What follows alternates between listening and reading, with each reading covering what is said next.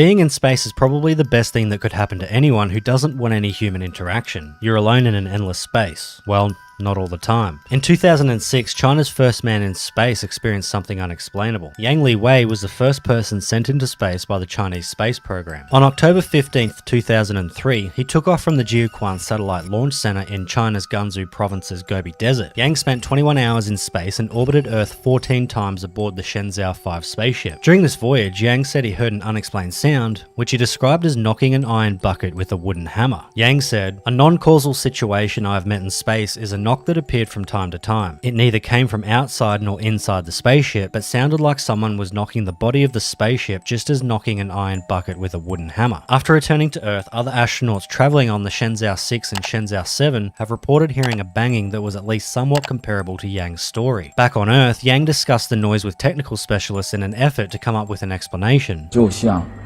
在我的周围放的都是那种敲锣打鼓，敲，然后它震动的你。 就是你受不了，那么这个时候呢，是你身体用力量用不上，就你有劲儿没处使的这种感觉，实际上它是因为共振了，共振了，那它全靠你的这个身体的这种应急的这东西去对抗，有一种像这种濒临死亡的这种感觉，就是你觉得你一个是用不上力量了，这是一个，第二个就是你有点要过去了那个意思，那好在它时间不长。 They've even gone so far as to use instruments or objects to recreate the noise. And from what he gathered, Yang said the spacecraft's structure had changed when it left Earth for space, which resulted in a knocking sound. He said that the noise could have also possibly come from air leaking out of objects in the capsule. As the environment in space is so different from what astronauts are used to on Earth, it's not uncommon for them to hear strange noises. After more than 40 years, NASA released a public recording of bizarre music that astronauts claimed to have heard in 1969 when on the far side of the moon and cut off from Earth's radio signals. Months before the first astronauts set foot on the lunar surface on July 21st, 1969, the Apollo 10 crew apparently heard the noises as they circled the moon in May of 1969. You want some more brownies? Now. First, a little hungry. That music even sounds outer spacey, doesn't it? You hear that? That whistling sound? Yeah. Look at your... Yeah, it sounds like, outer space type music. The sounds, which lasted for almost an hour, were recorded and sent to Houston's Mission Control. The three astronauts, Thomas Stafford, John Young, and Eugene Cernan, thought the noises were so strange they discussed whether or not to inform NASA's top officials for fear of not being believed and being dismissed from upcoming space missions. However, noise is not the only unexplainable thing that astronauts have encountered in space. Over the years, there have been several claims of astronauts sighting unexplained objects in space. Ivan Wagner is a Russian cosmonaut who was on the International Space Station. He was recruited as a cosmonaut in 2010 and has since flown into space twice. During his first mission in 2020, he worked as a flight engineer on the International Space Station for 6 months. He was then sent on his second mission, which began in 2021. In August of 2020, Ivan tweeted a 1-minute video showing the Aurora Australis passing near Antarctica and Australia. The footage depicts the Earth's curved edge at night, with the Aurora's green swirl sweeping across its surface and a number of star pinpoints visible in the distance. However, in the video, you will see something else, and not only the aurora. Ivan added in a follow-up tweet that at 9 to 12 seconds, 5 objects appear flying alongside with the same distance. What do you think those are? Meteors, satellites, or...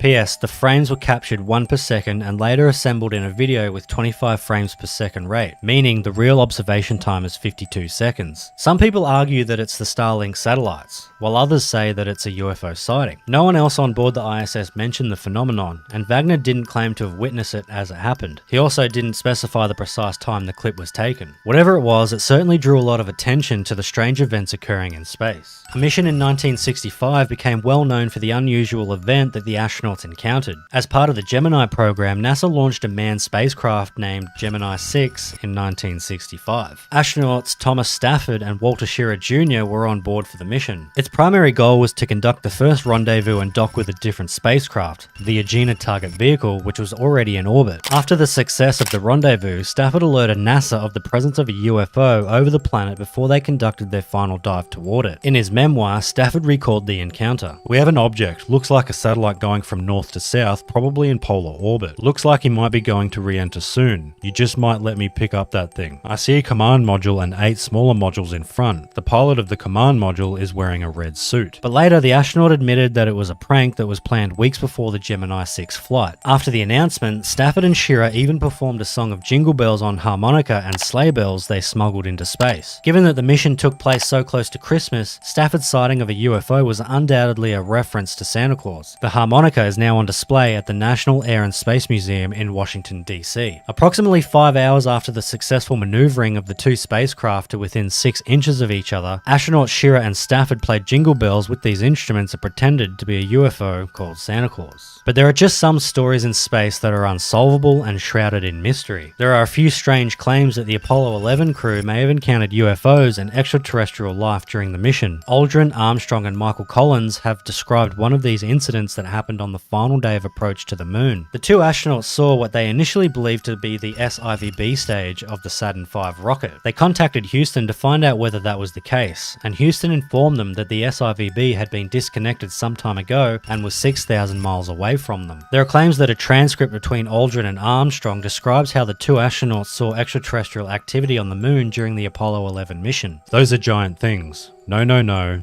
This is not an optical illusion. No one is going to believe this. What? What the hell is happening? What's wrong with you? They're here, under the surface. What's there?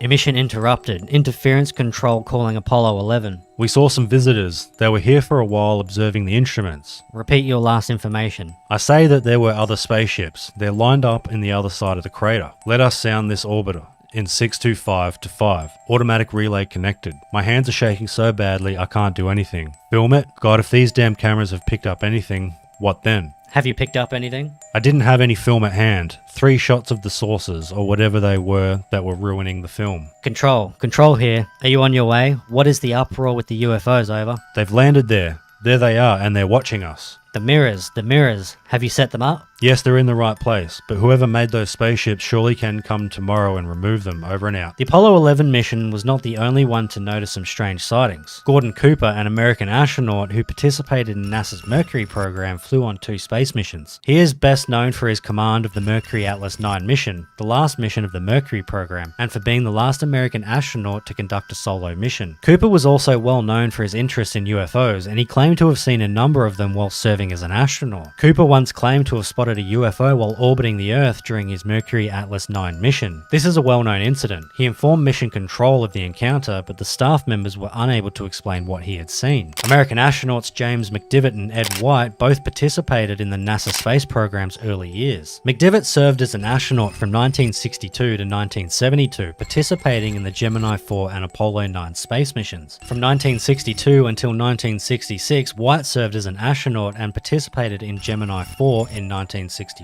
During their 1965 voyage, McDivitt saw something out there that resembled a beer can flying outside his Gemini spacecraft. They spotted a metallic object flying above Hawaii that, to them, didn't appear to be an object from Earth and appeared to have limbs protruding from its body. Yes, it was a white object. If it had been about that high, it would have been about that big around and had a long white tube sticking out of it. Any idea what it was? I tried to take some pictures, but because of the way the camera was set and the way the light was shining on the windshield, we never really got anything back except a couple beautiful sunspots on the window, nothing else. Yet you still believe that it was a UFO that you saw on that flight in orbit? Well, it was a UFO. That means unidentified flying object. In another strange story, a NASA astronaut claims to have seen an alien snake floating in the Earth's atmosphere. American astronaut and surgeon Franklin Story Musgrave participated in 6 space missions while working for NASA. He was a mission specialist on the space shuttle missions STS-6, STS-51F, STS-33, and STS-44. He also took part in the Hubble Space Telescope's first servicing mission in 1993. Musgrave is regarded as one of the most seasoned astronauts in history and is highly regarded for his contributions to the field of space travel. But even in that case, his story was too strange to be believed. During an interview in 1995, Musgrave recalled his odd experience in space. On 2 of my missions, and I still don't have an answer, I have seen a snake out there, 6, 7, 8 feet long. It is rubbery because it has internal waves in it, and it follows you for a rather long period of time. the more you fly in space, the more you see an incredible amount of things out there, and that sort of brings to you really a certainty that other living creatures are out there.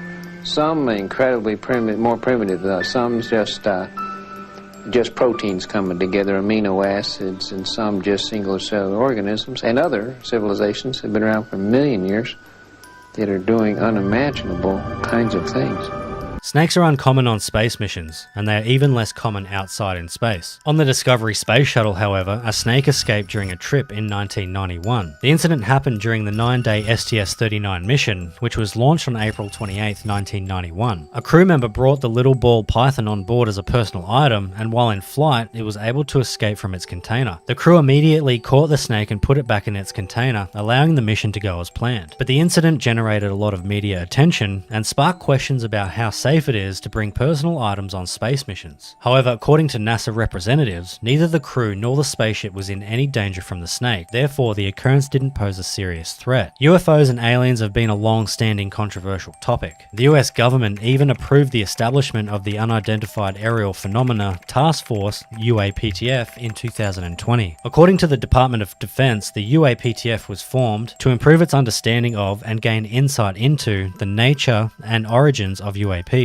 The mission of the task force is to detect, analyze, and catalogue UAPs that could potentially pose a threat to the US national security. UFOs are a subject of intense debate and speculation. Some people think UFO sightings are proof of alien technology or extraterrestrial life, while others think they can be explained by natural or artificial phenomena. How about you? What do you think? Thank you so much for hanging out with me and watching today. My name is James, and this is the Restricted Section.